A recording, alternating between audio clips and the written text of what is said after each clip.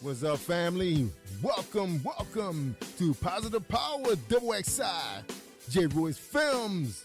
I'm Jerry Royce Live, and you're watching The Red Room with Shay Samuels, right here on Music Vision Television. That's right, MVTV-21.com.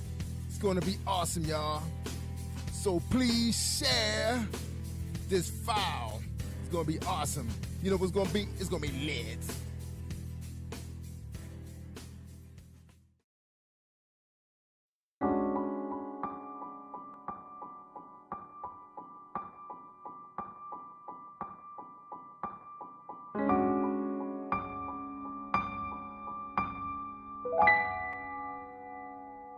Rolling tape. Ready when you are. Welcome to another episode of The Red Room. I am your host, Shay Samuels, and we have an amazing show for you all today. So stay tuned. We have two amazing guests, and we have an amazing topic. First, we have Reverend Red in the Red Room. Y'all give it up. Right. That's right. Initially, it was a bit of a tongue twister, so we don't like take 3. And we have Lady Crystal with him as well. They are a beautiful item. And I'm telling you guys, we are going to have an amazing conversation. So listen, today we are talking about the shifting. We are all going through it. Ecclesiastes 3 reminds us that everything there is a season. But we have to understand the power of the shift. So first, let me ask our guests, how are you both today?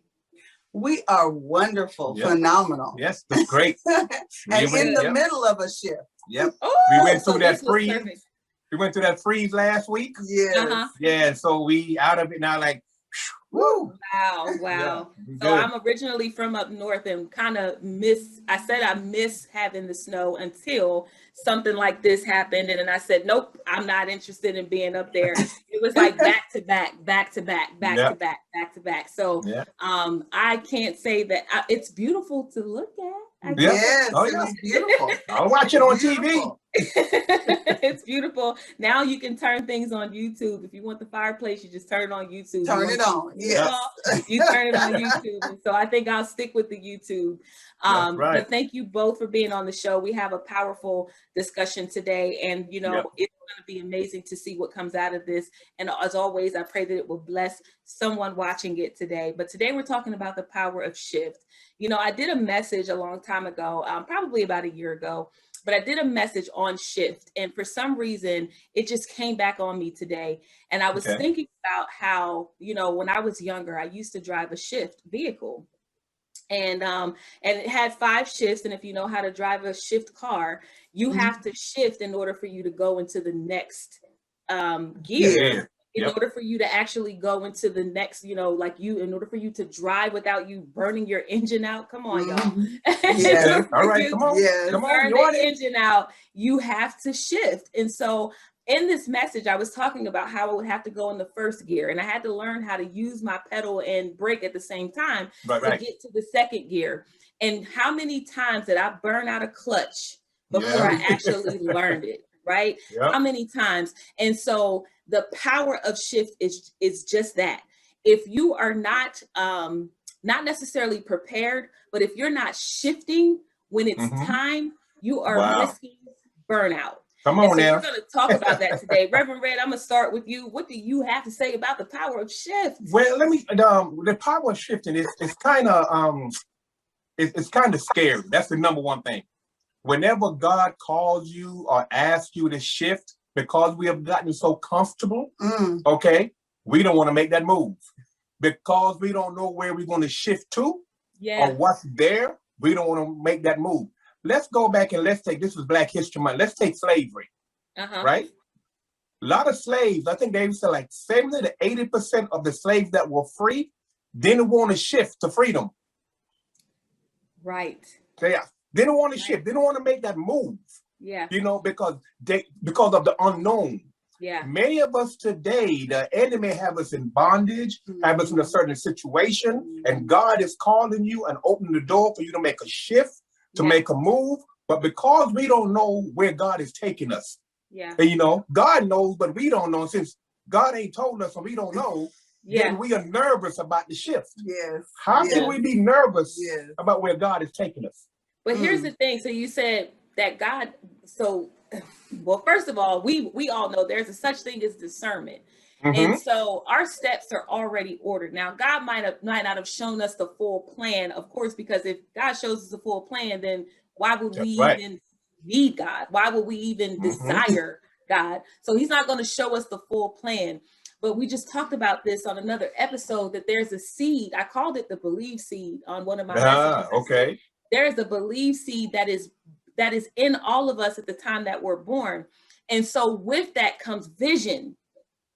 And although we may not shift because we don't know what God has for us, the operative word is God has something for us. Right. Yes. So if we trust that God has something for us, and we know, and that belief seed in us says, whatever God has for us is good.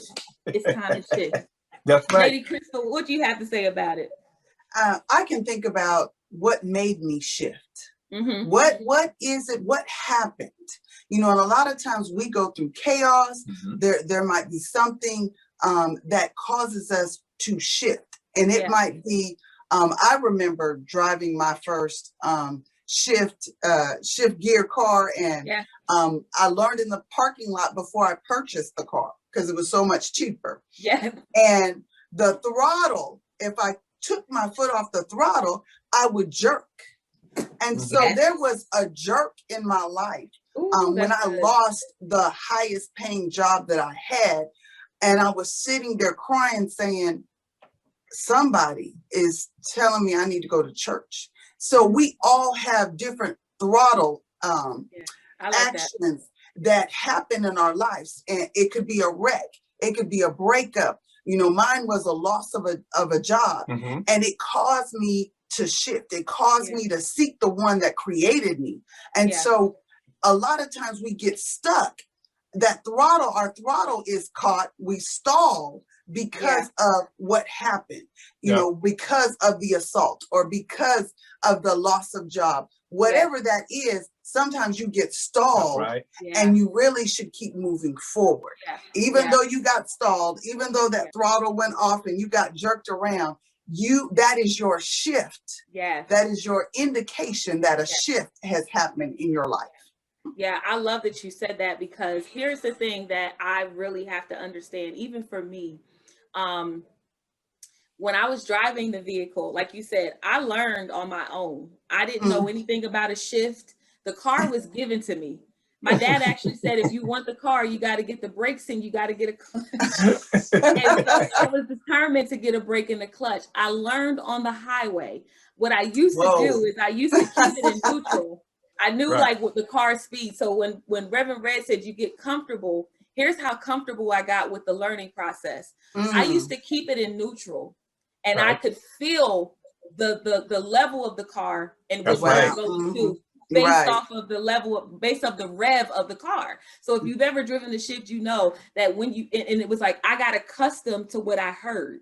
And so got accustomed, going gear based off of what I heard. I don't know if it was tearing the car up or not. I just know that's where I learned on the highway. That's what I learned. So I learned that I had to stay in neutral. And then when it was time for me to drive, I would go into that. I would go, oh, I thought I had it. I thought I had it.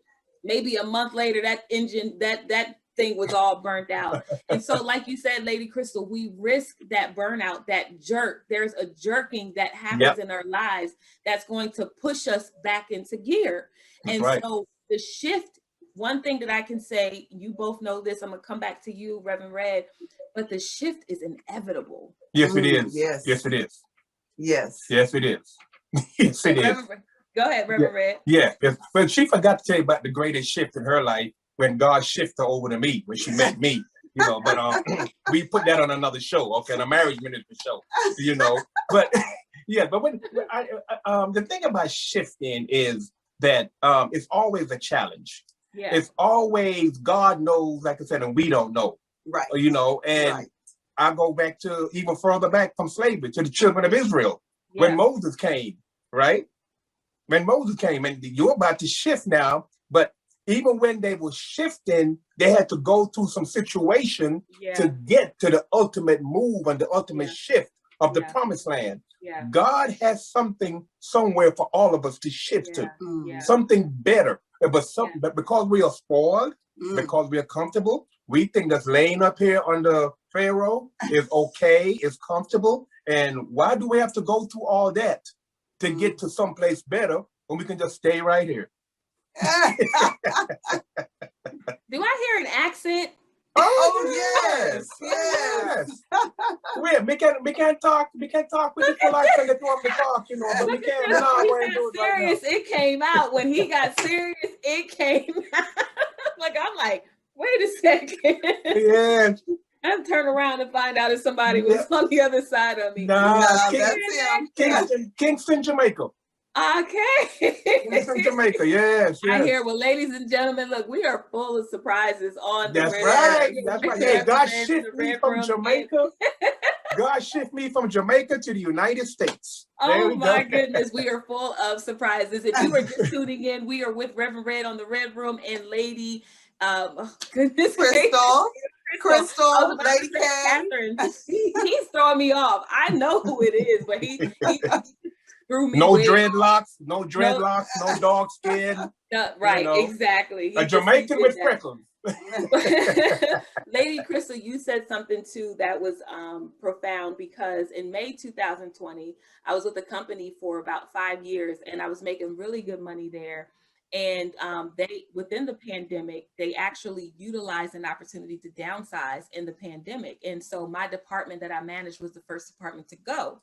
Wow. Of course, I was the first person to go, but I'm going to tell you, the day afterwards, God had already shown me in the month of February, really the month of October, to start saving different, right? And so I didn't do that in October. Okay. But in February, it came back and I said, okay, well, I'm going to start saving differently. Here I am thinking, I give everything to this job. I'm working the long hours. I'm doing everything I need to do. So there's no way that they would even have a reason to let me go. But you know what? There was already a plan behind the scenes. The shift was already in preparation. And what I had to do was be obedient to what I heard, which was to save differently. I didn't know why. I just knew I needed to. But once I heard it the second time, I was obedient to that. The first time, I'm like, I'm gonna be good because I've been on this company. Don't want to shift. Yeah. When I was let go, I'm gonna tell you something. I realized that was a shift. I realized that was my push. So I don't even say terminated. I don't say let go. I say I was pushed, because I realized, like Reverend Red said, I got comfortable.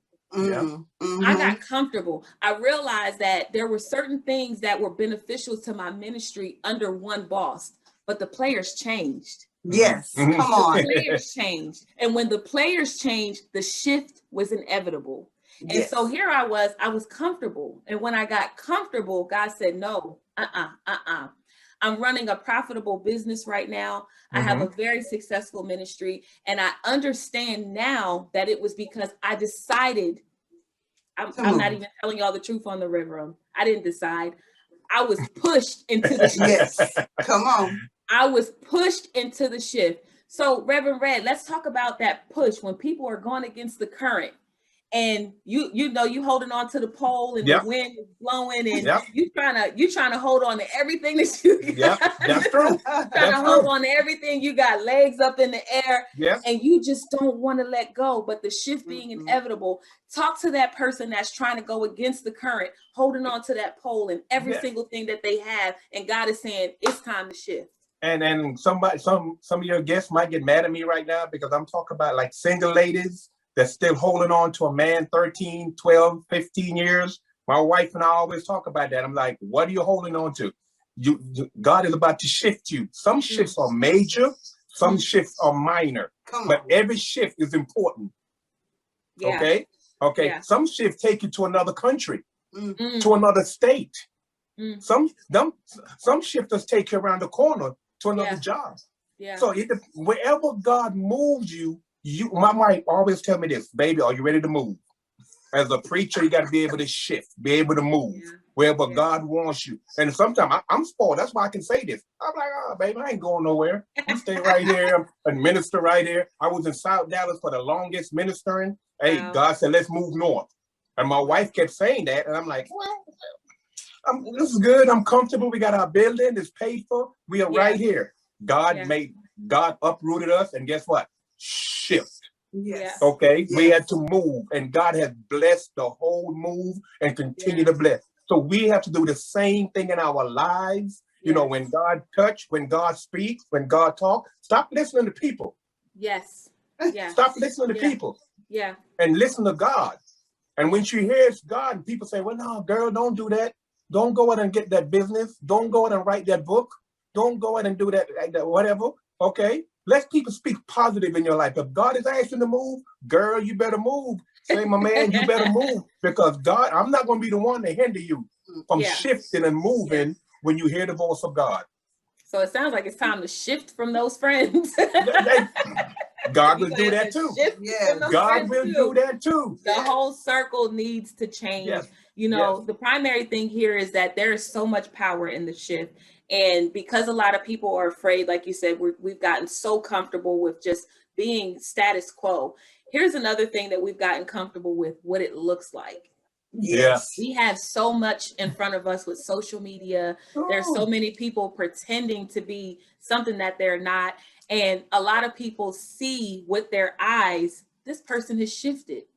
And guess what? It's because the status changed. That's right. That's right. Yes. Lady Crystal, the status changed. Yes.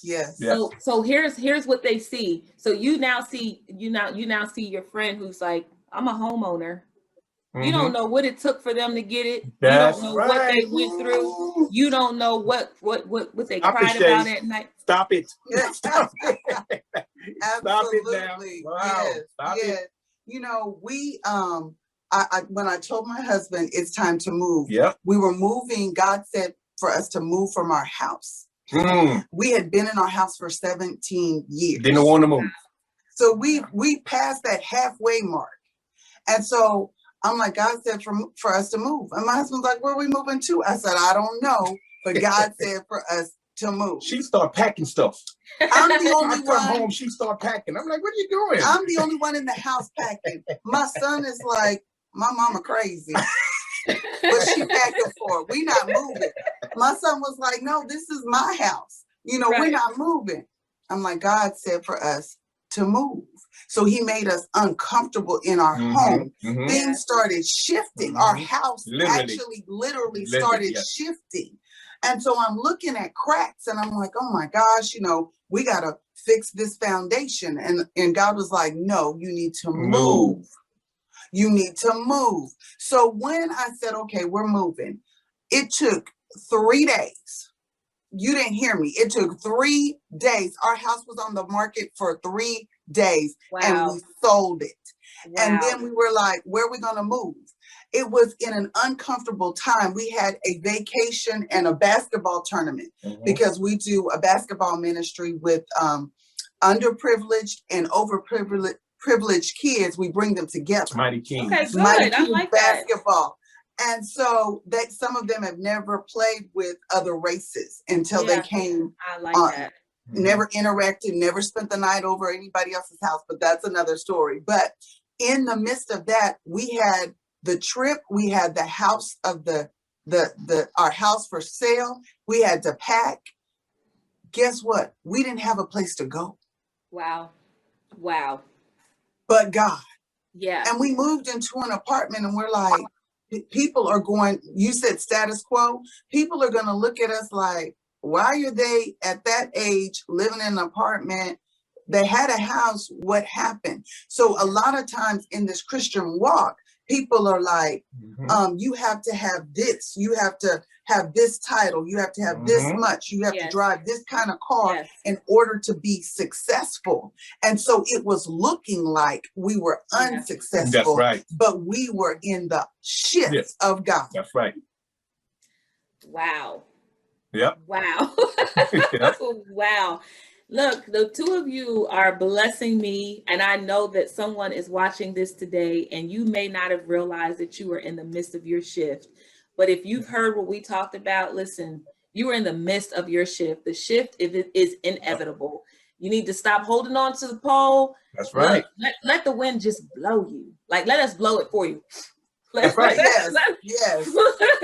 Let the wind just blow you, because it is inevitable. And here I am, you know, I laugh while you guys were talking, because it's like, kind of, you got to practice what you preach. You're talking, and I realize I'm in the midst of a shift. Mm-hmm. You know, while you're talking, I'm realizing I'm in the midst of a shift. And for me, sometimes I'm like, God, another one. You know, I'm like, I feel like an army brat sometimes, because I'm always uprooted. And because I'm always moving, and I'm always, you know, it's like, when do I get a break? You know, I just want to settle. you know? But I realize that the shifts are inevitable. There's ever changing environments around us. Shift, like you said, Reverend Red, you know, you got to look at changing your circle. Don't be afraid of, because you grew up with these people and they were in high school with you.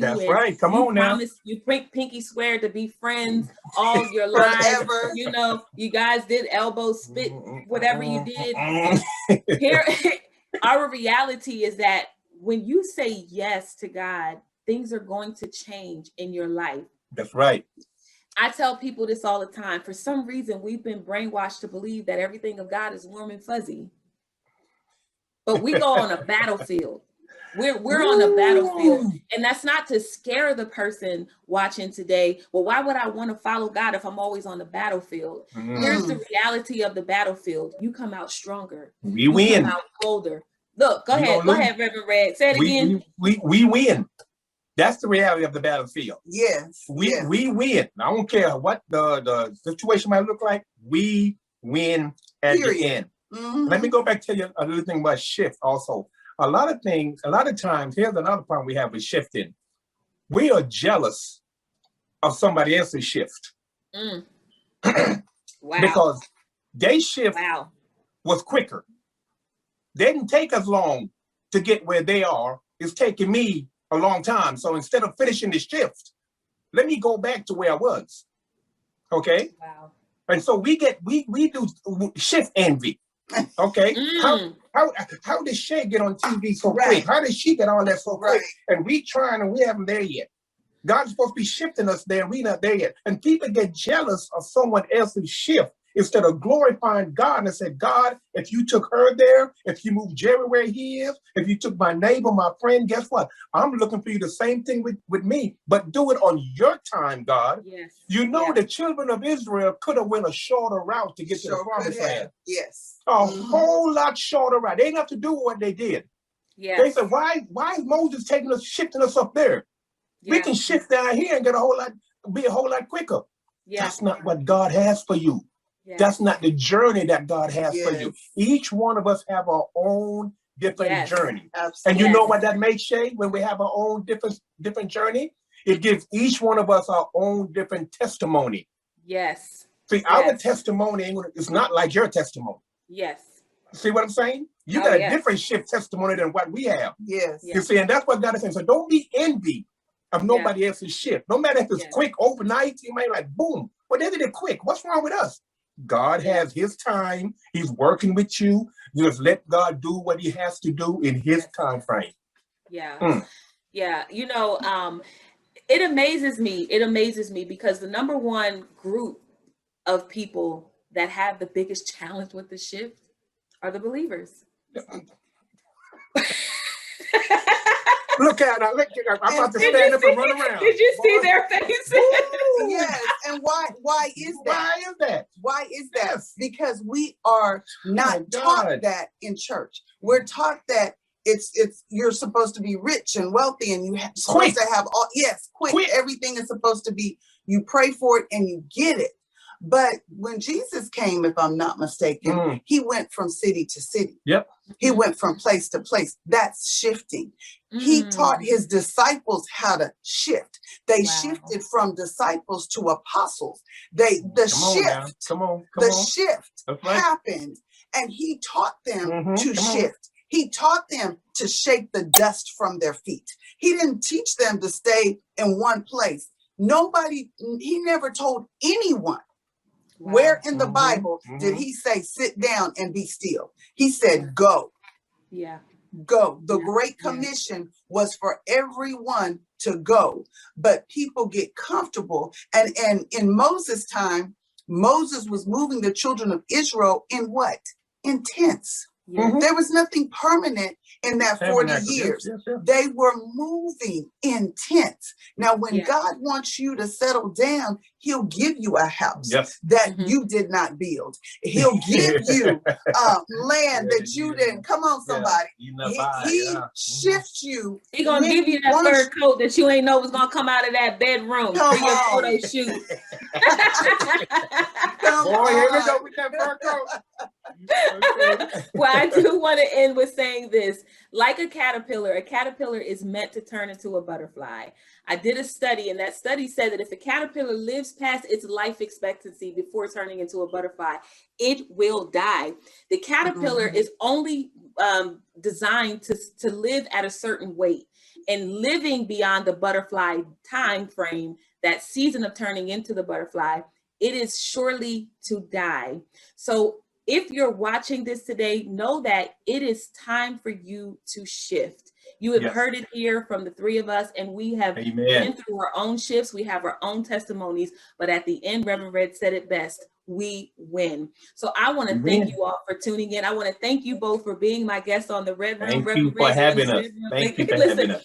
I really appreciate it. And I pray, as always, that this has blessed you, the viewer, today. I'm Shay Samuels, the host of the Red Room, and I want to thank you all for tuning in. And until the next show on the Red Room, we will see you guys soon. Bless you guys. Bye. This is Paula G. Boyce, aka Lady Wisdom with Endurance. The unimaginable happens, and you have no idea how you'll make it through. Sometimes you feel as though you don't even want to bother. Yet we all have those moments at one point in time or another. There is life on the other side of that storm. Those moments when you must dig deep within and find the strength to endure. Rise from the ashes. There are those moments when you can't see beyond the moment. There are those moments when you don't want to hear. There's life on the other side of this. Because this is so traumatizing, you can't see it. How we choose to manage our circumstances is totally a ball that is in our court. We fall down, but we get up. We plunge to the deepest, darkest part of our being, but something inside of us longs to survive. We find ourselves fighting to rise out of the darkness. It's a slow journey, but we eventually see the light at the end of the tunnel. I always say that every day we wake up is an opportunity to set an example. It's an opportunity to change things. It's an opportunity to do better, to grow, and to heal. Someone made the analogy about eating an elephant one bite at a time. Now, literally, we're not in the habit of eating elephants. But when faced with inconvenient situations, impossible situations, we must take one step at a time, one day at a time. We all have endured some situations in our lives that has almost taken us to the point of no return. If we take our eyes off the moment and focus on where it is we desire to be, our goal, our destiny, we can take necessary steps to see our way through difficult times. Now, sometimes it may take therapy, prayer, meditation, and daily affirmations that help you make it through. Our lives are so full of difficult moments, but we must focus on the good times, the great events, the joys. As with any storm, tornado, hurricane that leaves destruction in its path, life goes on afterwards. Life may not ever be the same. Life may look different, but as long as we are living and breathing, we have life. Be encouraged and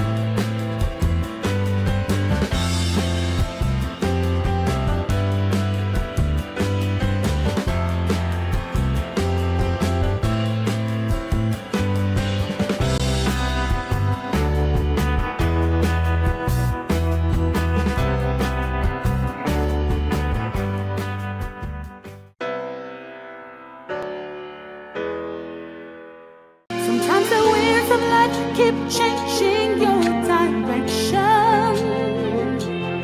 Sometimes the trials of life can knock you to the floor. So hold your head up high, God will lead and guide you. He won't leave you, so please hold on and never give up, never give in. You're closer to the top. Welcome to My Journey with Paula G, where we all are juggling this journey called life while walking in the gifts and the talents that God has given each and every one of us, and that includes you. I'm so glad that you've tuned in to watch or listen to My Journey with Paula G. And we want to thank our underwriters, because without our underwriters, this would not be possible. So we appreciate them so very much. And I appreciate each and every one of you who tune in each and every week. If this is your first time on the journey, welcome. I'm so appreciative that you're with us and that you've joined us. If you're returning, welcome back. I hope all has gone well, and we just appreciate. I know I say that all the time because I'm really a strong believer in showing appreciation. We just really appreciate each and every one of you. I say it every week because those of you who have watched, you know what I'm about to say, right? So come on, let's go. Time is precious. It is the one thing that you cannot get back. So for you all to think it not robbery to spend this time with us, we appreciate you tuning in. We appreciate you listening. So thank you so very much. I'm getting feedback from a lot of you who are saying how much they are enjoying the show. So I thank you. I thank you. I thank you for that. Now, if you're interested, some have reached out and have inquired. If you're interested in being an underwriter and you're looking to expand your exposure for your business, product, or service, you can email jerryvoicelive@gmail.com or paula@paulagvoice.com and put My Journey in the subject line for further inquiries about underwriting. And also, if you have a question, comment, concern, or if you are interested in being a guest, you can also email jerryvoicelive@gmail.com and paula@paulagvoice.com. Again, My Journey in the subject line. And we appreciate you all so much. Also, I would love for you all to stay connected with me. I am Paula G Voice across all social media platforms. Website is Paula G Voice. Make sure you hit up my website and click that subscribe button so you can be a part of our mailing list and keep up with our weekly newsletters. I usually send one out once a week, and if I don't have anything to say, then I don't clutter your email and send one out. But I usually send something out to you all once a week. I want to continue to encourage you all as you all juggle this journey, as we all juggle this journey. There are so many obstacles. There are so many things that get in our way and distract us from doing what it is that God has called us to do. But I want to encourage you to stay focused. If you have to put Post-it notes all around your house for you to stay focused on what it is that God has called you to do, put the Post-it notes around your house in each and every room. I said each and every room. Yes, that includes the bathroom. Put those notes up so you can stay focused, because we've got so many distractions, and God has placed so much inside of each and every one of us. And we are tasked to do what it is that He has called us to do, and that He has put in us, those things that He has birthed. So I hope that encourages you, and I hope that helps you today. And I know my guest is going to encourage you. I know my guest is going to help you today and bless you. You might want to get paper and pencil. You know, I tell you all that sometimes. Get paper and pencil. You might want to take notes, and you definitely want to write down her contact information so you can stay connected. But this young lady today is a motivational speaker. She's a success coach. She's the creator of Campaign Comeback. She's a family member of our Positive Power 21 family. She's Lady Crystal. She's Lady K. She's Mama Crystal. She's Coach Crystal. She's our guest today. She's here to bless us today. How are you, my sister? Hello, hello. I'm excited to be here, and thank you for that wonderful intro. You are so welcome. It is so deserving. And you know, it says a lot about the woman that you are, how you have all of these different titles that people in your life refer to you as. To me, that's a blessing, because it says that you minister to so many different people in so many different ways. And for someone to have not one term of endearment, but several terms of endearment is truly a testimony to all that you do and all that you pour into so many others. You've got so many irons in the fire, as the old folks say, and it's just really exciting to see, because it means that you are using those gifts and you're using those talents that God has given you to bless others and walk out your journey. And one of them is a project that you're working on now, Made to Lead Millions. Made to Lead Millions. Tell us a bit about Made to Lead Millions. Made to Lead Millions is my best work as of yet. I like that, as of yet. As Which of means yet. there's more to come. God gave me a Bible study called Preparing to Lead. And I was okay with that. I taught it. It was a 16-week course. And it was really exciting. People really began to follow me. During that time, I was doing Facebook Live and live on IG. And then God told me, Made to Lead Millions. And I said, Lord, Made to Lead Millions? Okay. And he was like, this is the book that's coming from that Bible study. And so I thought, wow. And I argued with him. I argued with God. No way. I don't have 1 million followers. I don't have all of that going on. I'm not that great influencer. And God said, Made to Lead Millions. I prepared you for it. So Preparing to Lead was the story of Moses in Exodus and how he led the children of Israel out of Egypt. But God said he was a stutterer. He had imperfections, and we all have imperfections. And so one of the greatest fears is being a leader.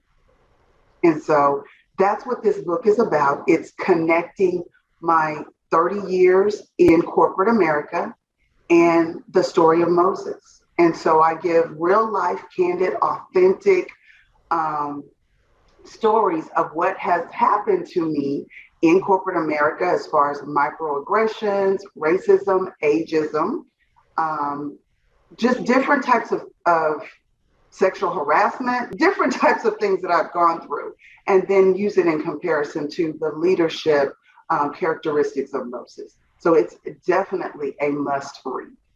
And it's so interesting because a guest that we had on another show, we were talking about his journey of where he was to where he is and how he's utilizing where he was to encourage and bring others as well to where he is. And as you were sharing, I was hearing the same things, your experiences in corporate America, how you've taken those experiences, learned the lessons and so forth that you've learned from those experiences, and you're using that to help others, draw others closer to Christ, and really expand your ministry through that. So that's exciting.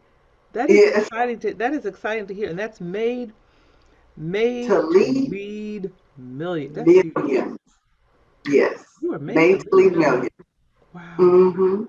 Wow. So you mentioned your 30 years in corporate and what it is that you're doing now, and you have another project because you're of course involved in the church and so forth. Tell us a little bit about that and your project in regard to First Ladies and what your vision is. Yes, Campaign Comeback. As I know, a lot of people have dealt with church hurt. As a First Lady, I have dealt with church hurt. And that's something that most people don't think of, the pastor or the First Lady or the First Family having church hurt. That's how this particular campaign came about. I was campaigning for you, for us, to come back, not only to the Lord, but to our families, to be kind and loving to one another. It was about coming back to the true you. And I know after getting hurt, talked about, abused, and then it evolved and reached further outside the church. And it reached to the corporate offices, it reached to families. And then I just began to campaign just for families to come together, marriages to come together. And so that's how Campaign Comeback started. And it's a group coaching that I have developed to help people get the best you back, to help them believe better. That's one of my major things in coaching, is getting people to believe better, getting over the trauma, getting over the offense or the abuse or the oppression. And it's about coming back to the best and the most amazing you. And with doing that, I found that first ladies in particular need a safe place and a safe haven to be able to talk, pray, cry, get restored and healed, and then go back into that front line. So through that evolution of Campaign Comeback, I also wrote a book. I was part of a compilation of other first ladies. And so that gave me the idea to have conferences and also do my own compilation of first ladies coming together as a campaign to help other women come back and become their best you. So that will be coming in 2022. And it's so fascinating and exciting to hear as well, because like you said before, a lot of times we are stifled by those experiences that we can't get past, and Yes. a lot of times we don't pay enough attention to that. We just, oh, I'll just deal with it, or it happened, it is what it is, and I'll just move on. But those things settle in our subconscious, and they affect how we interact with others, how we feel about ourselves, and like you said, kind of changing that conversation, getting them Yes, to, that mind. yeah, and getting them to see and understand, the beauty in each and every one of them, and then taking it a step further and having that resource for first ladies, as well is just very exciting, and having these different platforms, conferences, summits, and so forth. And I understand that you're probably always looking for speakers. Yes, To join. Can we you are share a little always bit? looking for speakers. We're always looking for even writers, because there are several writing, like I said, Campaign Comeback, First Ladies. I'm definitely looking for you to connect with me. And you can do that by going to crystalhenry.net or email me at coachcrystalhenry@gmail.com. Those are ways that you can reach out and get a hold of me. Yes, awesome, awesome. You have all these hats that you wear. You are married, so it's a team effort. So tell us a little bit about that team effort, and also tell us a bit about what you feel is the key to the success of your marriage. Well, 25 years of marriage. We have been married a little over 25 years. And this was not our first marriage. It was our second marriages for both of us. And what we didn't have in our first marriage was God. And definitely what we have in this marriage is God as pastors. We are first generation pastors. So that's very different. Neither one of us set out to be pastors. We did not know that God was going to shift our life and change our lives miraculously and quickly. We met in August 31st of 95 and married August 31st of 96. Wow. So it was quick. And we began our ministry together September 10th, 2000. So nobody can do it like the Lord can. And we definitely need God. And the greatest thing that I can say that really solidifies our marriage is laughter and fun and the Lord. We also are on TikTok, and I know, that is refreshing. Pastors on TikTok, what are they doing? I love it. That is so refreshing. That is so refreshing. So share with the audience how they can stay connected with your social media and website. Definitely. You can connect with our church at powerofthegospel.org. And also, if you want to connect with us on TikTok, it's Team Sexy with 3 X's and a Y. And we did that purposely to be that name that people would say, wait a minute, what are they doing? And it's total fun. We're dancing, we're lip singing, we have little skits, and it's just been a great time. Addition to ministry, because we do minister on TikTok live on Sundays. So they can check live on Facebook, live on TikTok on Sundays. Yeah. I love it. I love it. You know, our time just flies by. It seems like we've only been talking for a couple minutes. But thank you so much for sharing your journey. Thank you so much for your encouragement and sharing all of the ways that you're using your gifts and your talents to continue to bless and keep others. Ladies and gentlemen, make sure you reach out to our guest here, Lady K, Lady Crystal, Coach Crystal. She's got all these different names. It's a beautiful, beautiful thing. We're so happy to have her, and so happy that she's also part of our Positive Power 21 family as well. So you can stay connected with her through her podcast and the variety of platforms that she has mentioned. Well, so we thank you so much for joining us. Our underwriters, we love you. We thank you. We appreciate you for joining us as well. And remember, ladies and gentlemen, the greatest conversation that you will ever have is the one that takes place in between your ears. What are you speaking to yourself? Is God a part of that conversation? And are you listening to his still small voice? Until next time, embrace the journey. Sometimes the winds of life keep changing your direction. Sometimes the trials of life can knock you to the floor. So hold your head up high, God will lead and guide you. He won't leave you, so please hold on and never give up, never give in.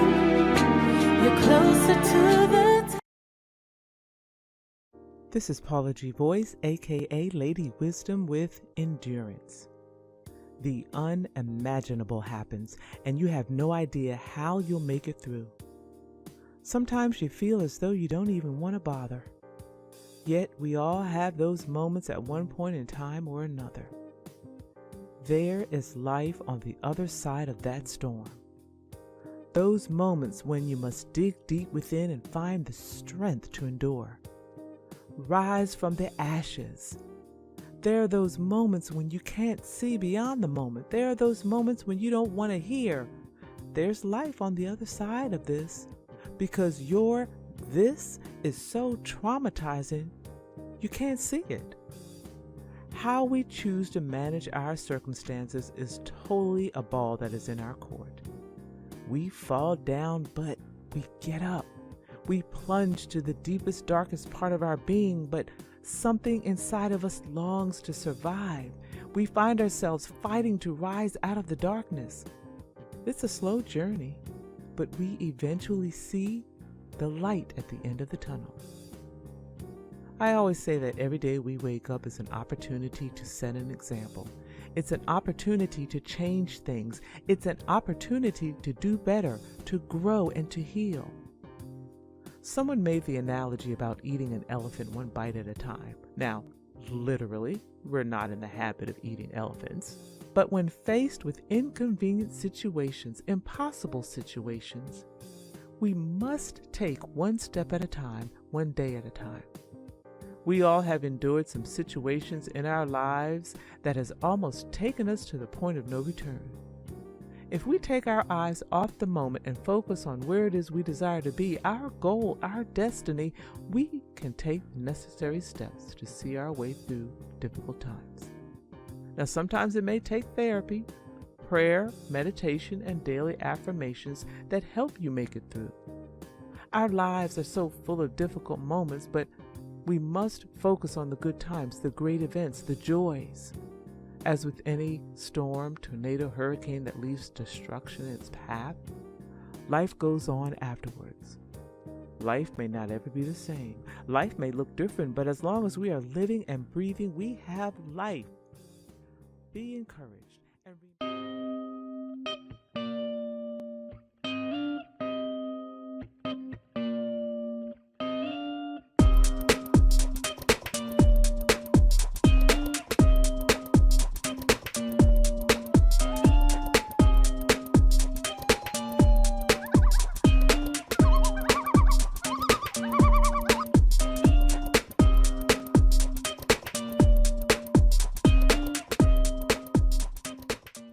This is Paula G. Voice, aka Lady Wisdom, with Beyond the Moment. It's sometimes difficult to see beyond the moment when you're in the midst of a crisis. But sometimes the vision of being beyond the moment is the very thing that may be needed to get you through the moment. Our society is laced with so many overwhelming events. It seems like they come one right after the other, and they don't allow you the space to breathe or recover. We get so burdened, discouraged, and depressed that we often find it difficult to move on. There's a Bible verse that mentions weeping may endure for the night, but joy comes in the morning. Well, life can be like that as well. And the moment may be that of heavy times, but we must look beyond the moment with hope and faith. Look beyond the moment and keep hope alive. I'm Lady Wisdom, a sagacious lifestyle influencer, embracing my journey, sharing experiences along the way and challenging dreamers to do the same by breathing life into their deferred dreams and living out the reality. It's never too late to embrace your journey and live your dreams.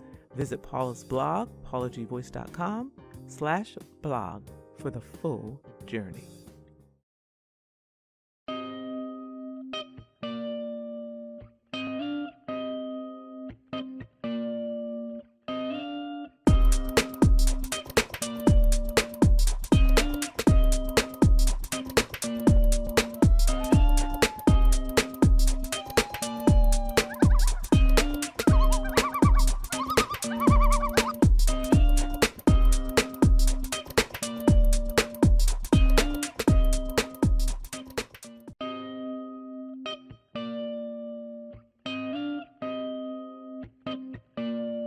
This is Paula G. Voice, aka Lady Wisdom.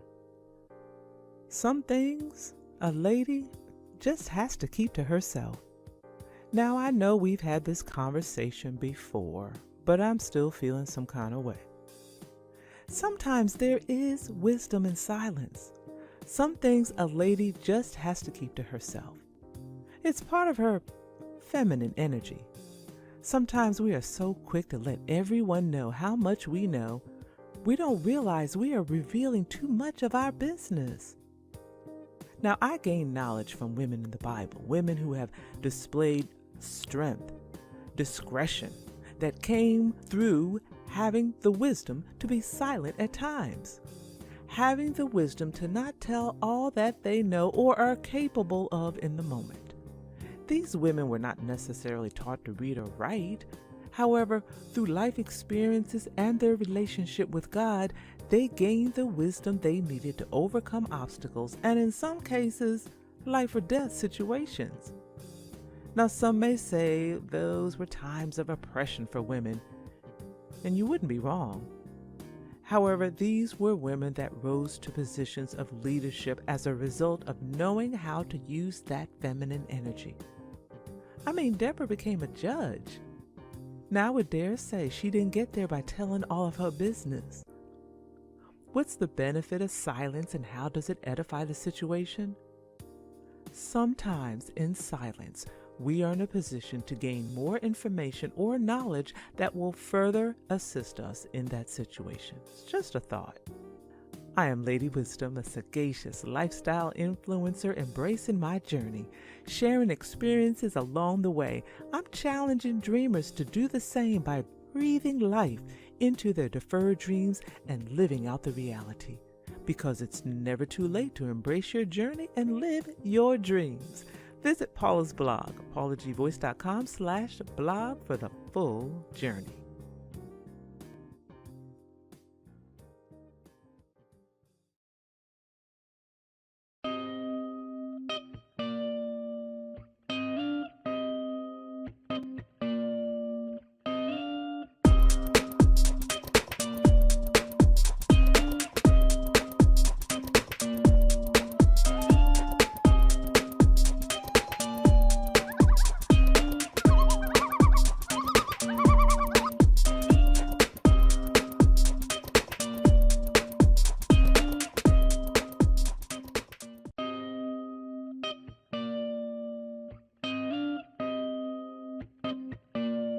This is Paula G. Voice, aka Lady Wisdom. Some things a lady just has to keep to herself. Now, I know we've had this conversation before, but I'm still feeling some kind of way. Sometimes there is wisdom in silence. Some things a lady just has to keep to herself. It's part of her feminine energy. Sometimes we are so quick to let everyone know how much we know, we don't realize we are revealing too much of our business. Now, I gained knowledge from women in the Bible, women who have displayed strength, discretion, that came through having the wisdom to be silent at times, having the wisdom to not tell all that they know or are capable of in the moment. These women were not necessarily taught to read or write. However, through life experiences and their relationship with God, they gained the wisdom they needed to overcome obstacles and, in some cases, life or death situations. Now, some may say those were times of oppression for women, and you wouldn't be wrong. However, these were women that rose to positions of leadership as a result of knowing how to use that feminine energy. I mean, Deborah became a judge. Now, I would dare say she didn't get there by telling all of her business. What's the benefit of silence, and how does it edify the situation? Sometimes in silence, we are in a position to gain more information or knowledge that will further assist us in that situation. It's just a thought. I am Lady Wisdom, a sagacious lifestyle influencer embracing my journey, sharing experiences along the way. I'm challenging dreamers to do the same by breathing life into their deferred dreams and living out the reality. Because it's never too late to embrace your journey and live your dreams. Visit Paula's blog, paulagvoice.com/blog for the full journey.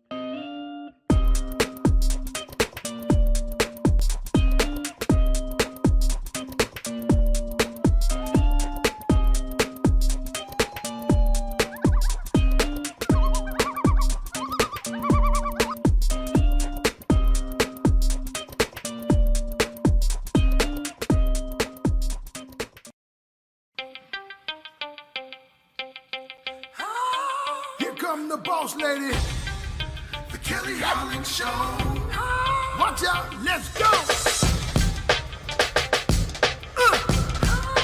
Here come the boss lady, the Kelly Holland Show. Let's drop it. Here come the boss lady, the Kelly Holland Show. Come on, she gonna get it right. Research all about your life. Her info's always tight, talking just to get inside. Gospel talking, Bible walking, wanna help you see. Faith is calling and she's walking with the victory. The king is on her side and she never quits. Put you on the show and you reminisce. Creative to the point where she's making hits.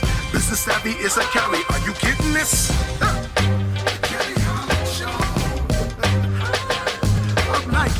Come on, y'all.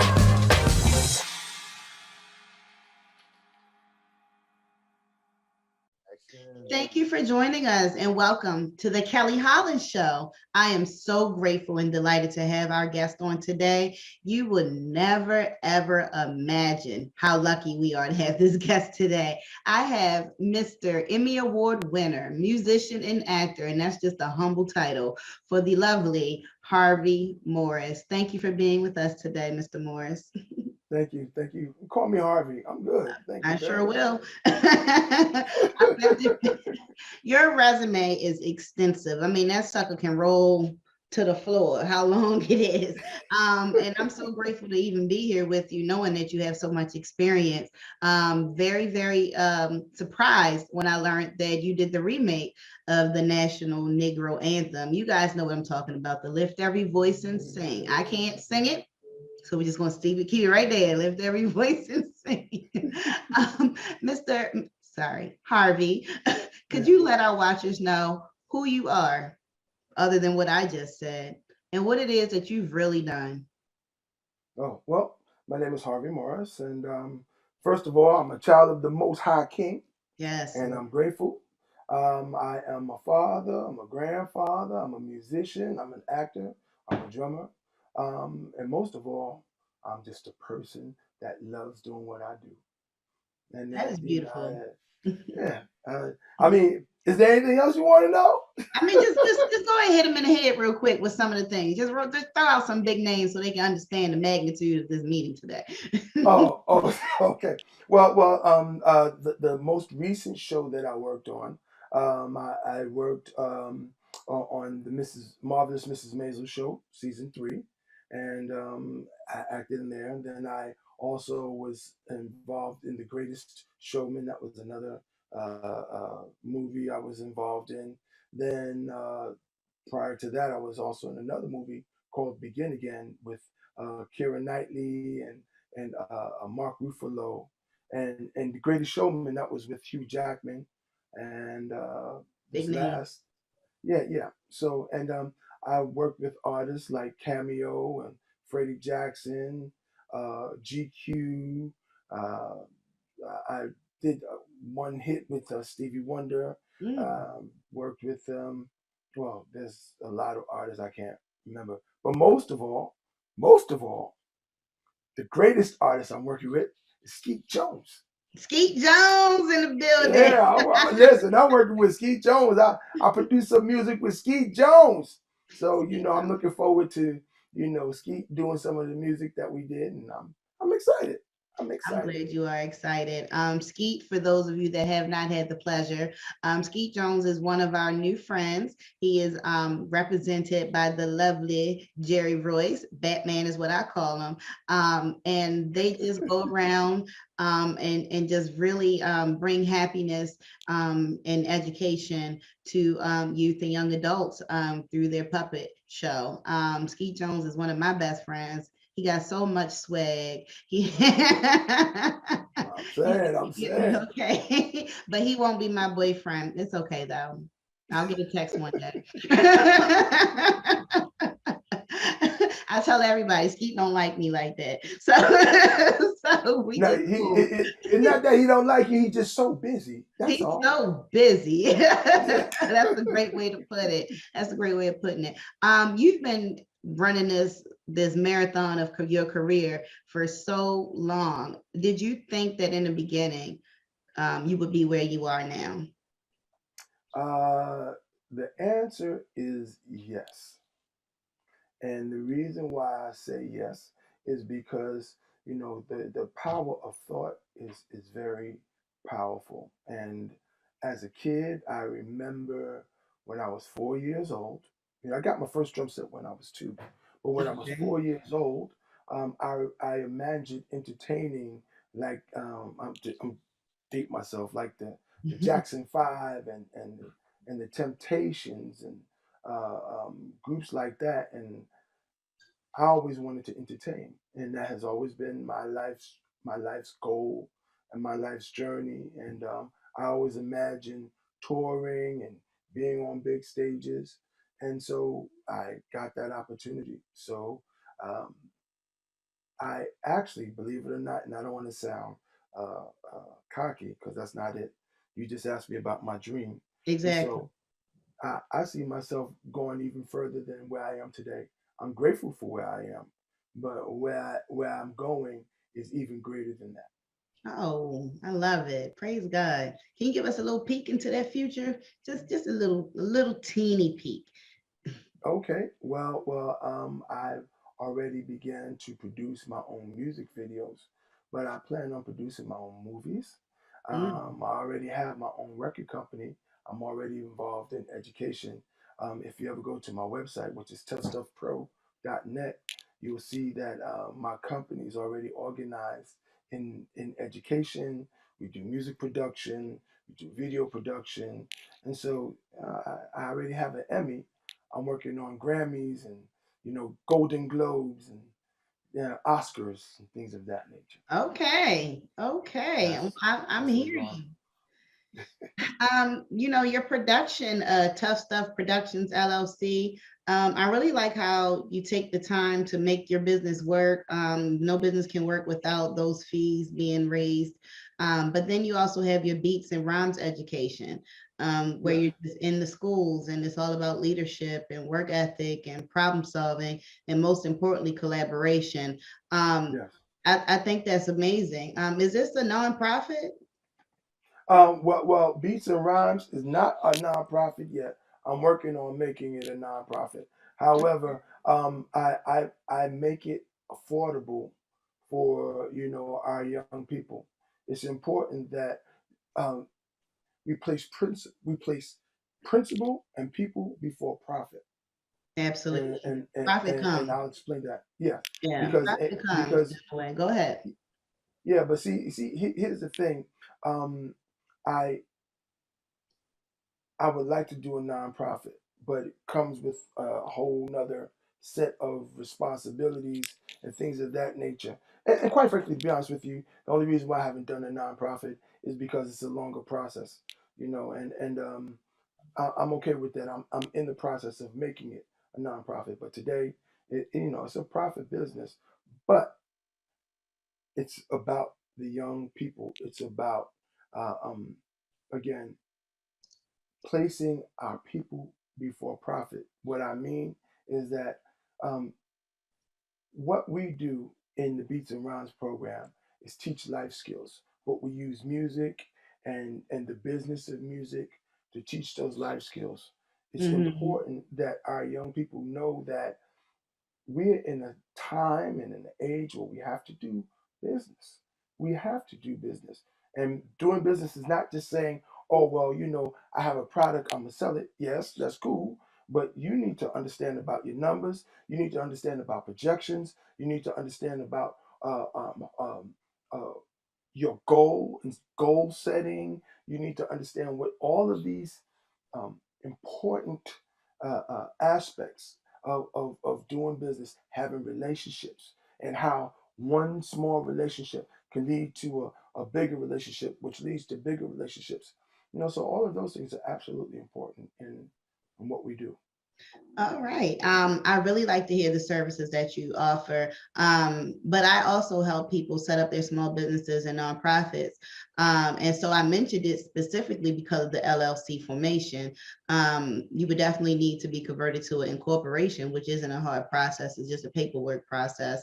But because you're not offering a product, but a service, and it's catered towards youth, and you're also teaching life skills and those other skills necessary, I would be happy to help you set up your nonprofit, because that way you can get the donations to keep it rolling. Anybody that already pays a service fee, that I know that money is transitioned right back into the business, which is what a Right, nonprofit is all about. right, Staffing and all of that, pay yourself first, of course, but we're not going to take the majority of the funds. We're going to put them back into the nonprofit so we can continue with the projects that you're doing and the services that you're offering to the youth and young adults. Um, yes, you get these donations, that could also help you further your mission, with a 501c formation. And so I would be happy to help you. If you want to move forward into that, I do it all day long. It's not expensive. And with under $1,000, you would have a nonprofit. Okay, I accept. All right. So yeah, that's just another way that mommy over here is trying to make some extra income. I told my son, I said, I got one hand down. I'm working on my other hand, son. And he was like, okay, all right. How many streams of income you need, mom? I said, listen, we gonna ask me that question again in a few more years. I said, I'm working on my toes. So hands and toes. I need at least 20 income streams. And I say that because I'm a single parent, not by choice, but by divorce, as one of my previous guests has said. And so I find this new place of life very rewarding because I'm able to do things that I never thought was possible. And I say that to segue over to you. Even though you had this dream, did you really think everything that you've been doing right now would really be possible? Like all of the movies and the music and the transition into these new experiences? I believe that they could happen. I just didn't know how they were going to come. Mm-hmm. And again, each relationship led into something else. Like how I got into movies, I've always wanted to be in movies. I imagined being in movies, but it came in an most unlikely way. How so? Okay, well, I'll explain. I'm a musician. I've always been a musician. I worked in a wedding band. Okay, and one of my fellow colleagues in the wedding band also worked in movies. And one particular day, one of the music supervisors for the first movie I worked on, they were looking for a drummer that looked like a bodyguard. And he says, "Oh man, I think I got the perfect person." So he recommended me, and they went to my website. And that's why it's important to always have a website, have a social presence, social media presence. Exactly. Went to my website, and after going to the website, they saw my picture. They asked me to come and read that Friday afternoon. Friday afternoon, they would call me and say, "Hey, you're in. You have the movie." And then from there, that very same relationship from the movie allowed me to be in the post two projects that I've been involved in. Congratulations to you, brother. I know it was nothing but a journey, and I'm grateful that you were able to share it with us. Do you contribute any religious faith and hope to your progress? All the time. All the time. Mm-hmm. You know, my motto is seek ye first the kingdom of God and all its righteousness, and all things shall be added unto you. That's good. But understand that to whom much is given, much is required. Okay.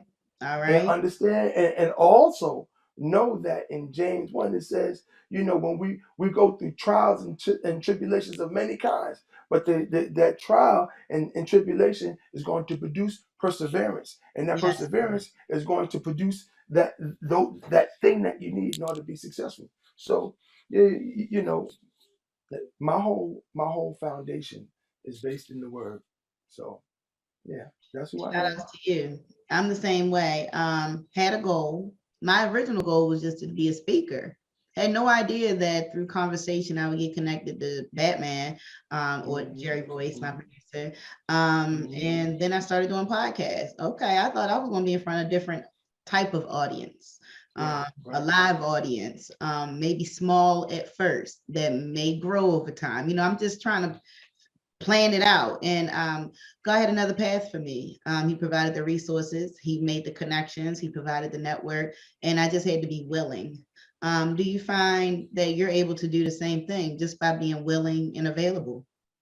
Listen, you put me to the door, I'm walking through it. In fact, I'm gonna kick the door open. I'm walking through the door. Okay? Listen, because I say it all the time. People get to the door, won't even knock. I said, I'm gonna kick that sucker down.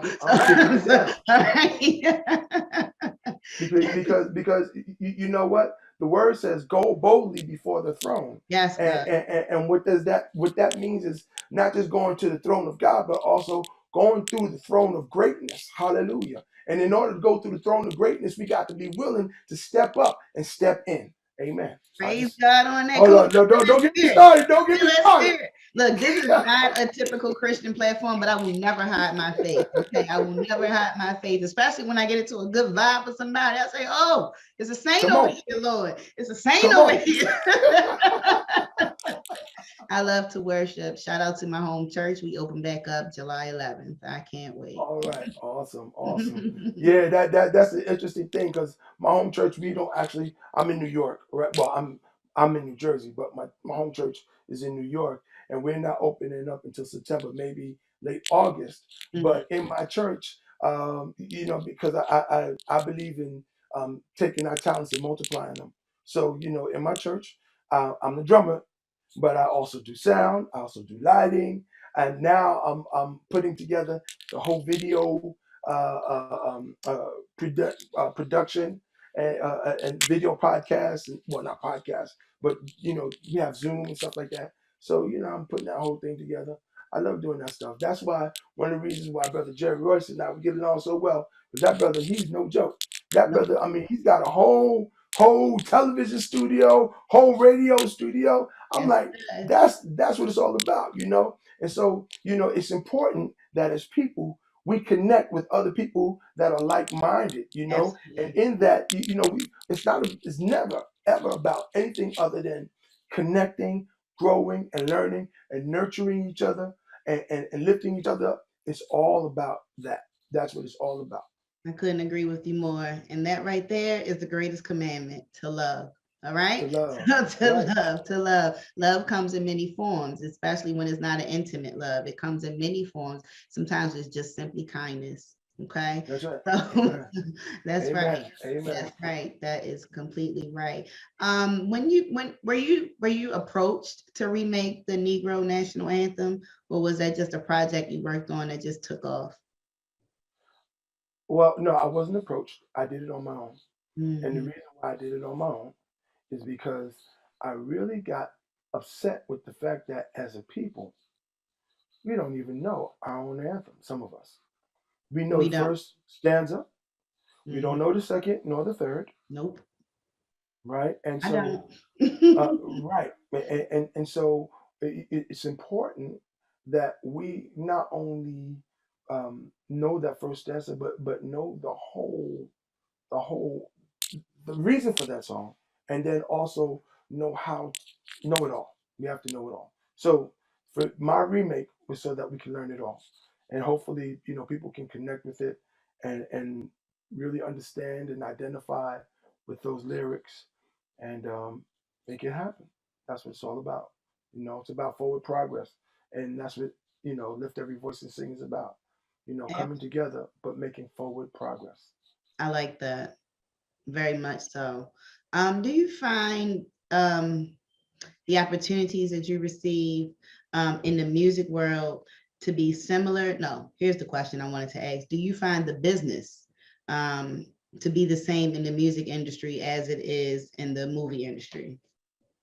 The business is, I won't say completely different. There's certain aspects like bookkeeping and doing your numbers and budgeting, that's the same. But movies are actually on a larger scale.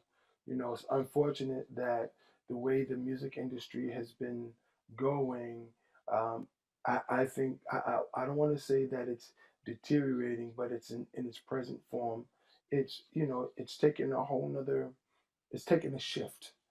And that shift has created not necessarily the most pleasant for new and upcoming artists. Went from actually the music business went from actually selling CDs or albums and stuff like that. Now you're streaming, and unfortunately, the general public doesn't realize that yes, you have access to more music, but it shortchanges the artist overall. Really? Yes. So let me explain. So um, back in the day when you would download a MP3 or something like that, or purchase a song, a greater portion of that would go to the artist. With streaming, you get less than a penny per stream. So for an artist, in order to even get a penny, an artist would have to stream, the song would have to stream maybe 6 or 7 times just to get a penny. Wow. Yeah. So that's why they have millions and millions of views and things of that nature. Exactly. Wow. So I heard, wow. I heard there's this, and forgive me for not knowing the real term, but something like a robo-caller type of thing where they'll just bots. They're called automatically, bots. Yes. so they'll just automatically play and play and play. But is that how artists get their numbers up, even though they may be superficial? Well, they get their numbers up, but they're unreal numbers. And so therefore you have the algorithms that they recognize that they are bots. And so what ends up happening, like a Spotify, they will, change their algorithm every so often. And so therefore, that bot that was set up really is not actual numbers.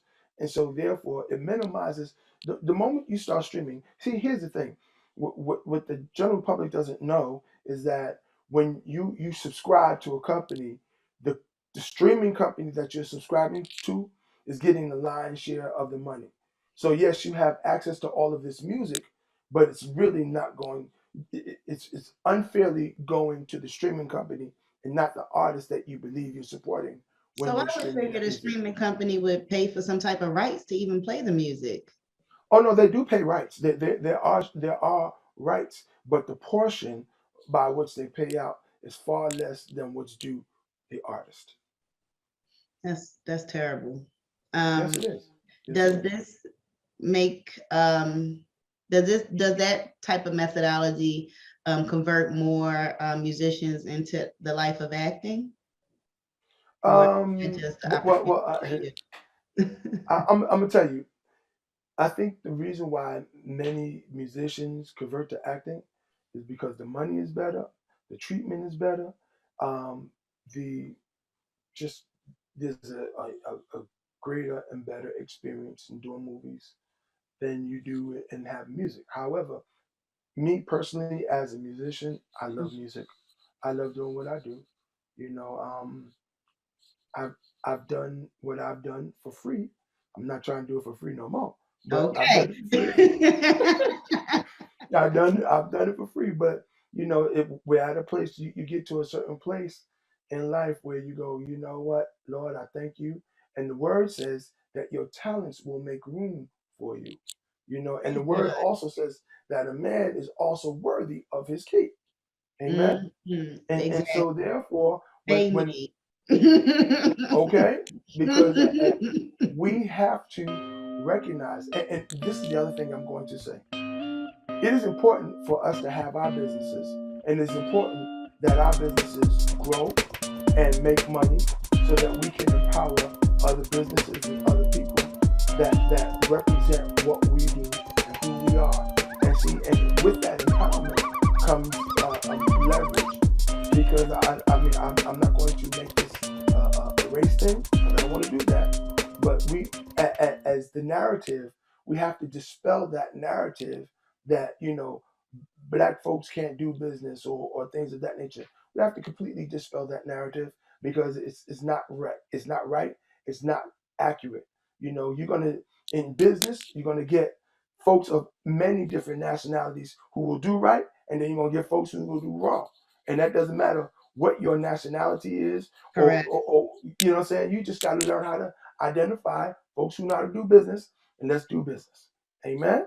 Amen to that. I hate poor leadership. So definitely, you're just like, for what? You're an idiot, and I know. So yeah. So I'm not for everybody. But I'm for somebody. So there we go.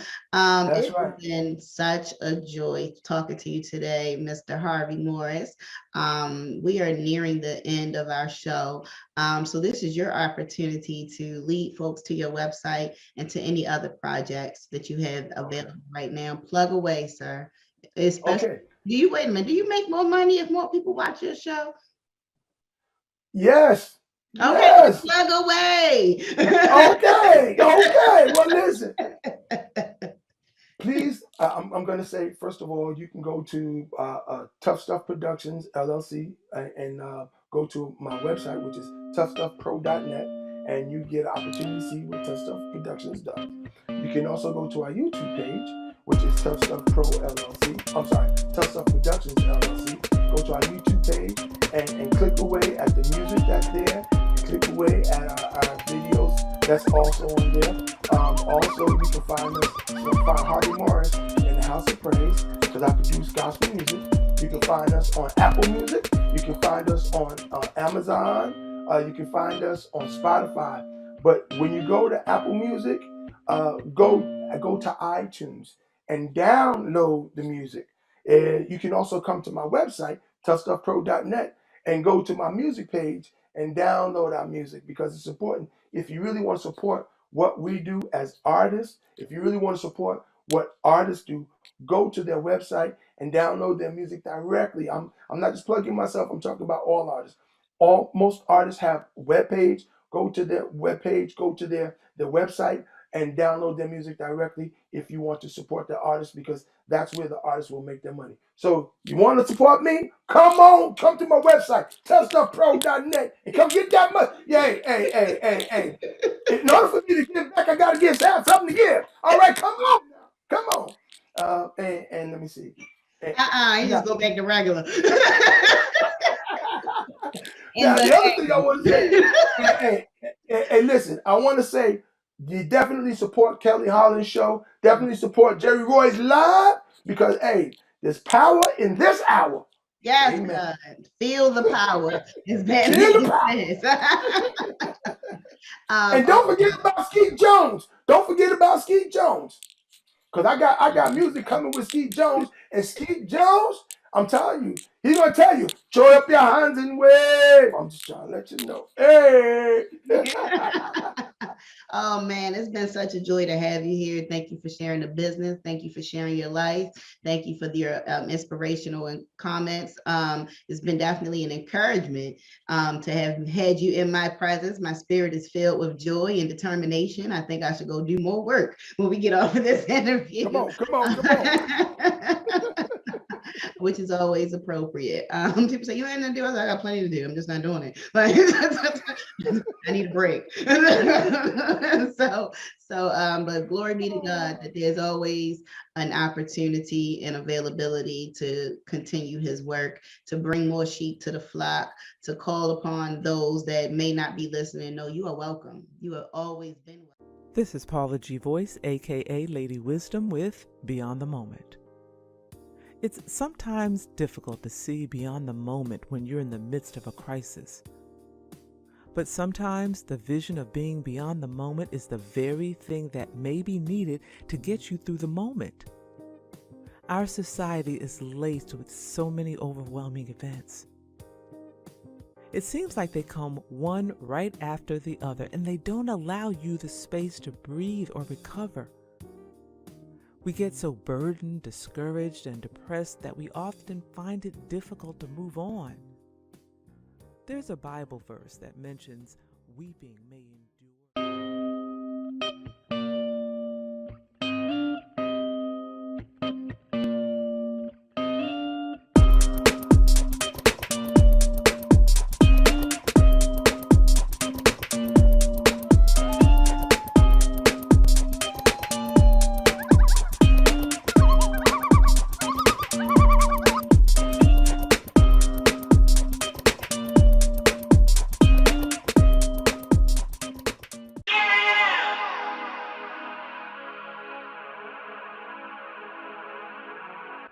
Stories help us to understand the world around us.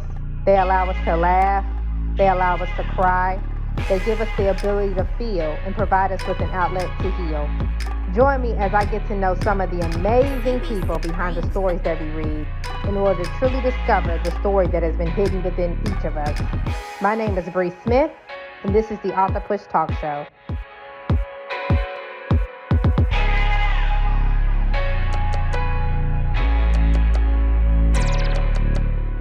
Welcome to the Author Push Talk Show. I am your host, Bree Smith, and today we have a phenomenal author who has a phenomenal organization. She is a children's book author. Her name is Judith Francois. Welcome to the show, Judith. I'm so excited to have you here today with us. Thank you so much for coming on today. Thank you so much, Bree. Thank you for inviting me. I'm very excited, and thank you for the great introduction. And I can't wait for a chat. Yes, ma'am. Thank you. So can you tell our viewers just a little bit more about yourself? Okay. Well, my name is Judith. Like you said, I was born in Haiti. I moved to Chicago, Illinois when I was 11 years old with, my mom and my family. And I've had like a love for writing ever since I was young, ever since I could remember. And so it's always been my dream.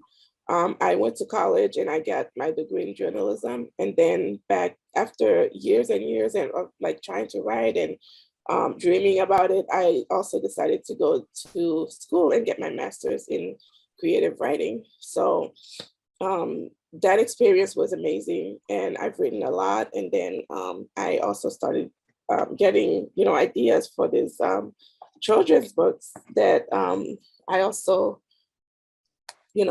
decided to publish one of them this year. So yeah, that's a little bit about me. I work in Chicago Public School. I have a early childhood education, the pre-K.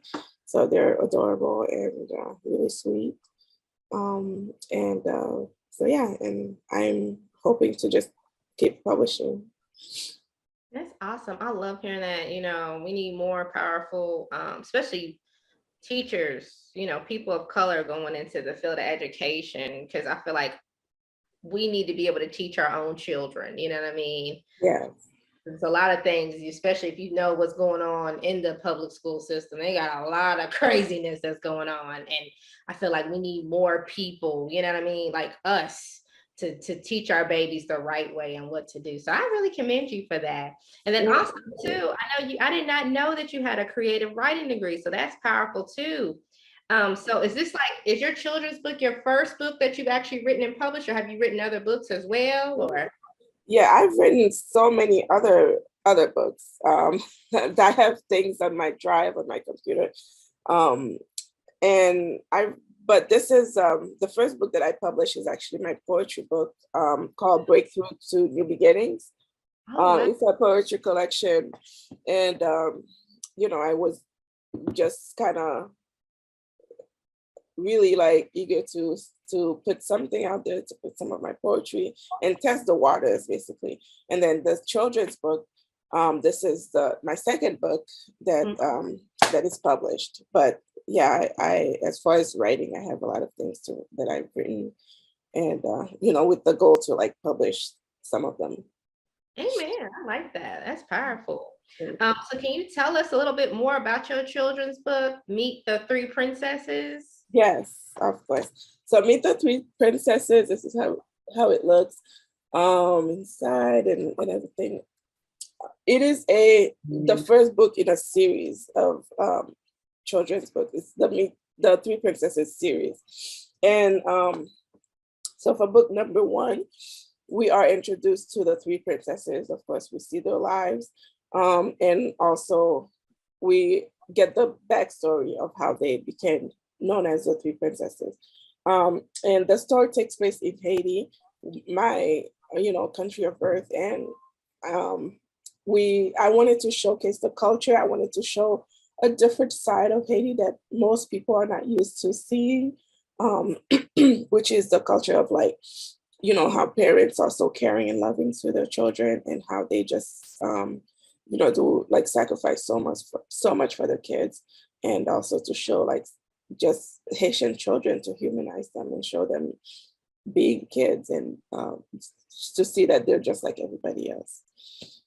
Right, that is so powerful. Yeah, because I know, I hate to say it, like mainstream media, every time we see pictures of Haitian kids, I either see them like in a garbage dump or in some like, rundown village, you know what I mean? Yeah.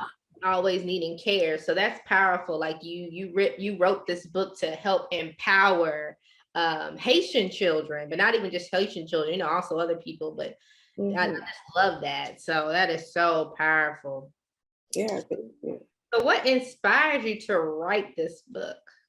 There are a few things that inspired me. You know, as I told you, I work in pre-K, and in my classroom, we love books. The kids, like, they love books. We read to them every day, and we try to read diverse books, right?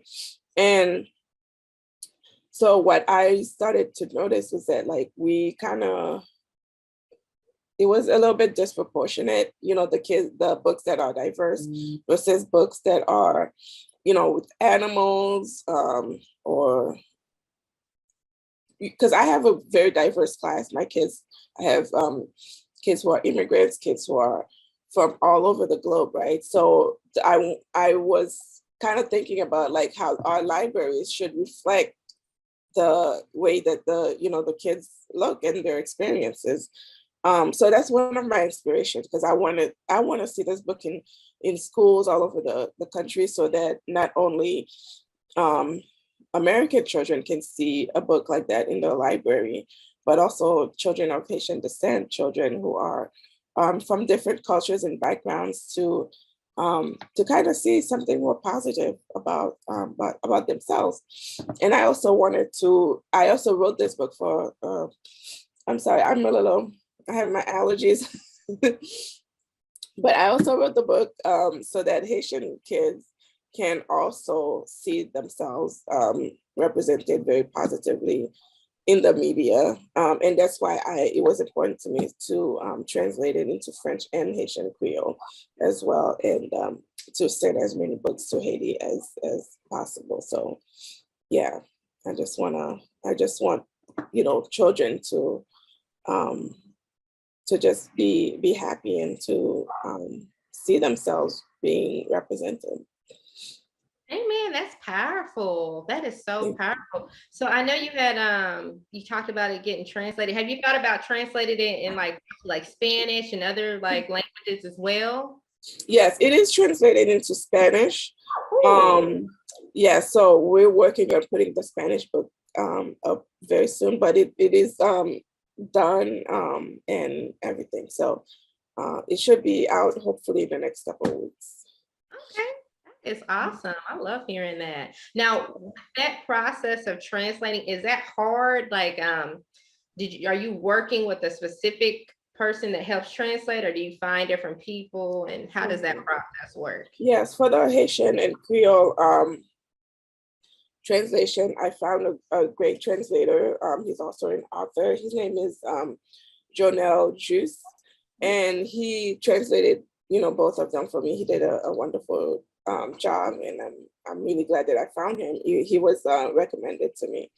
And then for my Spanish translator, I use Fiverr, but I also use I really was careful about who I choose, and the translator that I ended up working with did a great job as well. So, and she's very professional, and so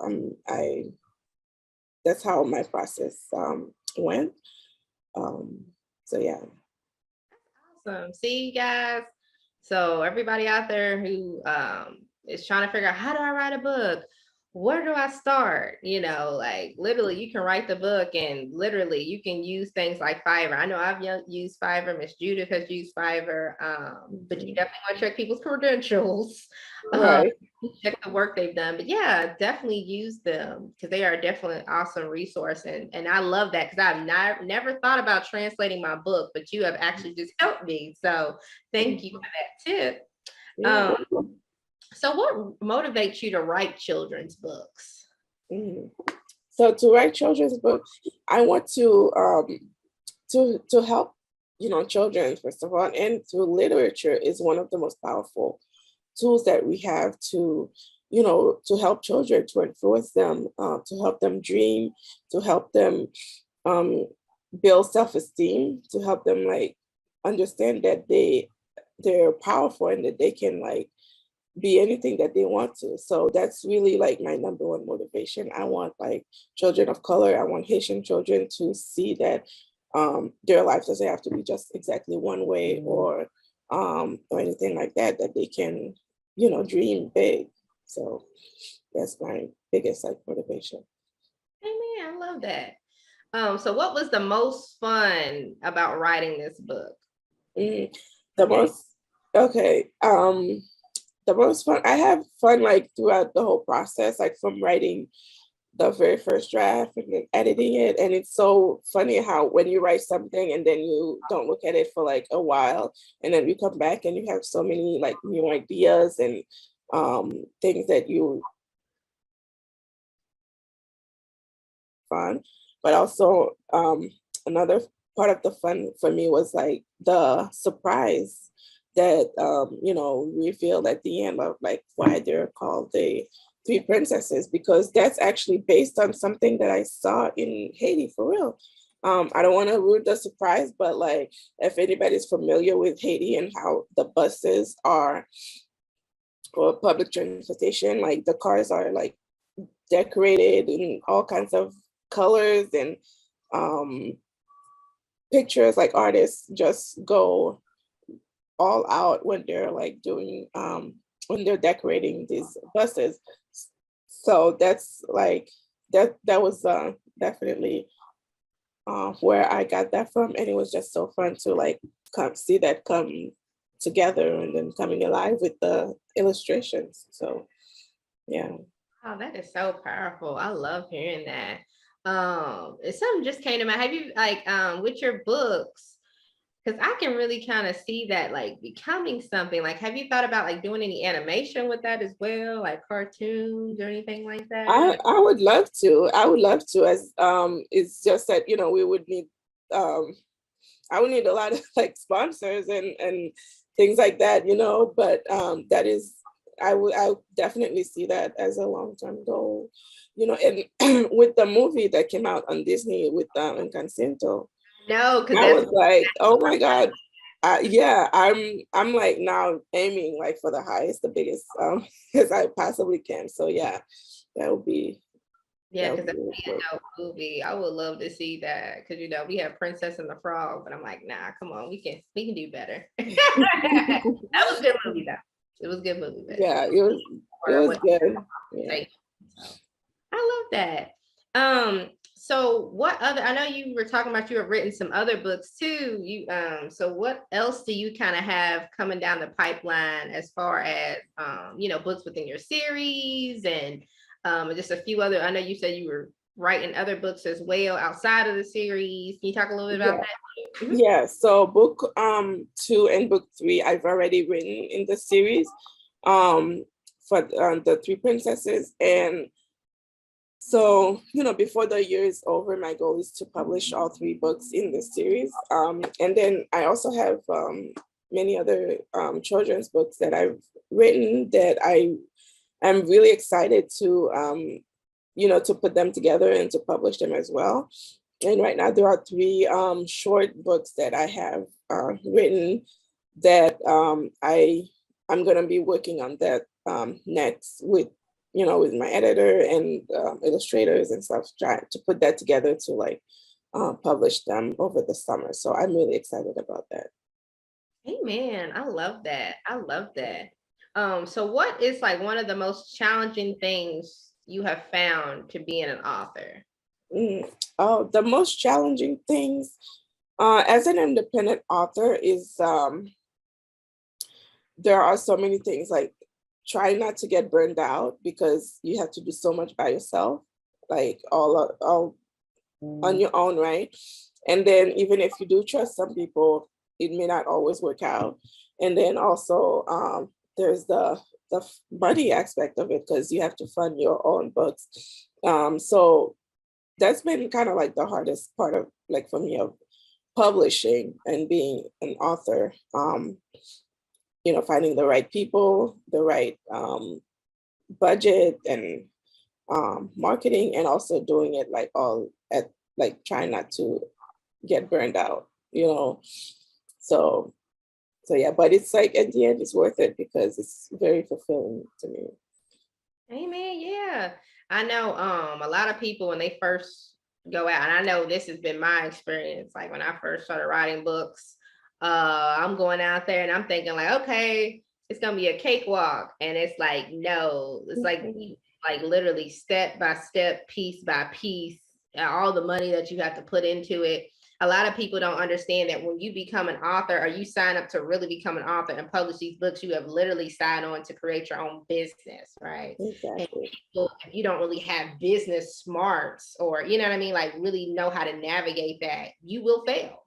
And that's something that I have been learning my past, actually, I think I'm going on 3 years now. Just 3 years of being in this space of writing and publishing and all that. So yeah, and I love too that you have been able to actually oh my God, start like a Kickstarter and a GoFundMe and things like that to actually help, you know, raise money for your books. Cause you know, I never thought about that, but that is so powerful. I know one other person who has done that. So can you talk a little bit about that process? You know, how did you start it? Did you work with people to kind of help you build a campaign and talk more about like how that process was? Oh yeah. So that was a very really a great experience that I'm glad that I did. But yeah, I actually got the idea from other authors that I met who were doing Kickstarters as well. And so we, you know, I listening to these authors, I decided to do mine because it's like my dream is to publish this book, but the illustrations is what, you know, really the main cost in there.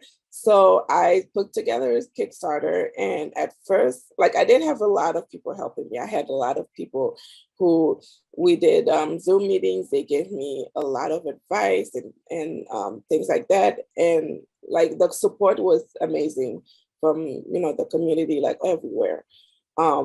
So that was you know, something that I'm very grateful for. And it was also very hard, like because it wasn't 30 days and my goal was $10,000. So a lot of people were like, oh, that maybe, you know, it's going to be really hard to get $10,000 in 30 days.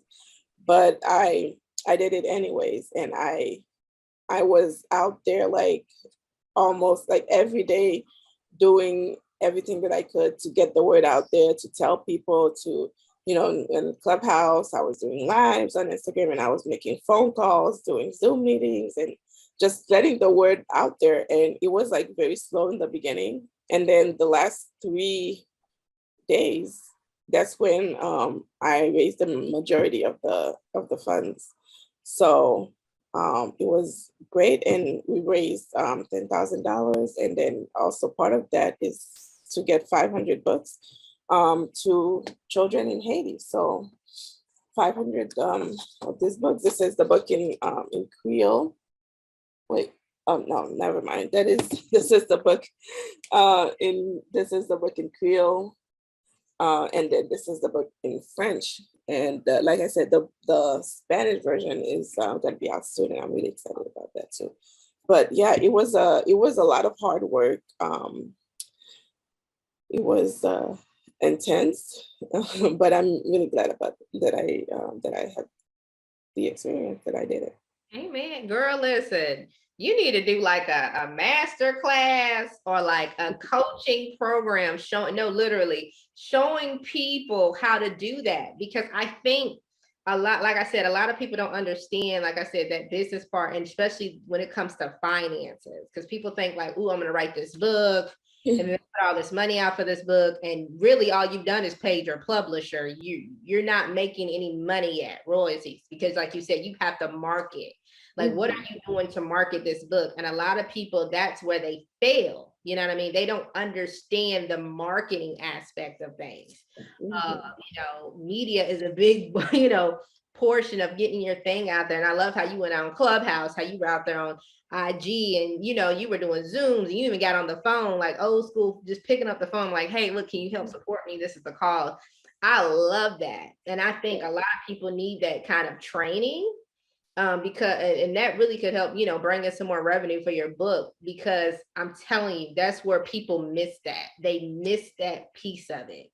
And it's like when people can finally learn how to market and sell your book, that is when you're going to be successful. I'm not saying you're going to be a millionaire, but you can actually start to see royalties come in on your books. Like I said, I have a lot of people that are DMing, oh my God, I want to be to the next level. I'm trying to become a 6-figure author. I'm trying to become a millionaire author. That's fantastic. I want to too. But there's a lot of things that go into that. And a lot of it, I hate to say, is finances. A lot of these people are able to go and hire them a good social media marketer or somebody that can build them a great campaign, and they're out there doing ads and stuff like that. But a lot of it, like I said, it's just a lot of hard work and being willing to get on the Clubhouse, getting willing to do the ad, the lives, and set yourself apart. Like, what's different? So I love that. I really do.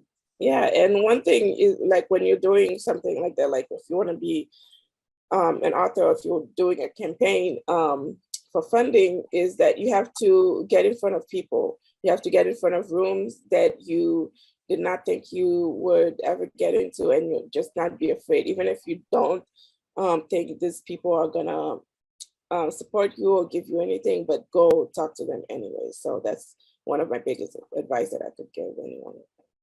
Hey man, I love that. I love that. And another piece of advice, and I might shoot myself in the foot for this, but this is so true. I see a lot of authors, and they'll go into these groups in Clubhouse, which is powerful, right? And you market your book. But the thing is, you don't want to just market your book to other authors, because other authors are literally trying to, they're trying to get a company. You're not going to necessarily care about your book because they're trying to get their book sold. You have to actually go and reach your audience. So actually go into groups that actually fit your audience, right? And then try to promote your books in these groups. Of course, follow the group's rules and things like that. But that'd be my other piece of advice. I don't know, that just kind of hit me. Yeah, that's absolutely true. But also, I wanted to talk to you before we close just a little about your nonprofit, and then how people can actually give to your cause. Okay, so I have this really big dreams to bring libraries to schools in Haiti, and also to build libraries in Haiti as well, and help help the other libraries that are already there and doing the best they can to help them, help support them, and help get them books, and especially books that are written by that have themselves represented. So my nonprofit, I'm in the process of still doing the paperwork and everything, but it's basically going to be about that. And I do have a GoFundMe where people can donate, and if let me see, if you search help a child in Haiti on GoFundMe, it will come up. I'm trying to find the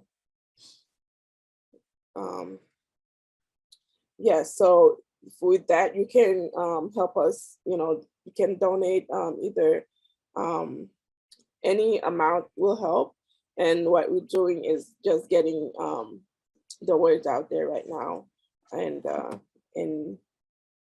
working with schools. I've spoken with many school administrators in Haiti, and they all love the idea of just giving us a space, and then we bring them a little library for the children to enjoy. So yeah. Hey man, I love that. I love that. So is there anybody you would like to shout out on here, or Yes, I would like to shout out my illustrator. He's also a Haitian American illustrator. His name is Rodney Sanin. I would love to shout out my translator, Jonelle Jus. He's also a great person to work with. And then also, of course, my editor, Naomi Dunson-White. She is amazing editor, and I highly recommend if anybody's looking for an editor, you can search her. Amen.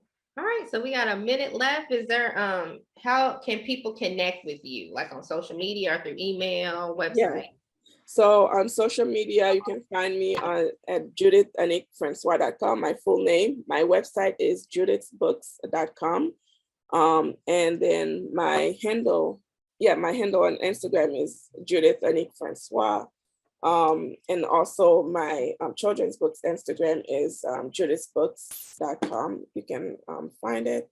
And Amazon, the book is also available on Amazon if you search it, on Barnes and Nobles, Target, a lot of online bookstores and things like that. So yeah. All right. Well, thank you so much for coming on today, Judith. It was so wonderful to have you. I would love for you to come back in the future and just talk more about your books and just, the calls and what else is going on. So just thank you so much. Okay. Thank you for having me. Yeah, no problem. Well, thank you guys for viewing the Author Push Talk Show today. If you're interested in being a guest on our show, please feel free to reach out to me at my Gmail, which is breesmithglobal@gmail.com. Also, please go to our website with more up-to-date things to do with ministry, to do with the Author Push Talk Show, and other various things that we have on there, children's books.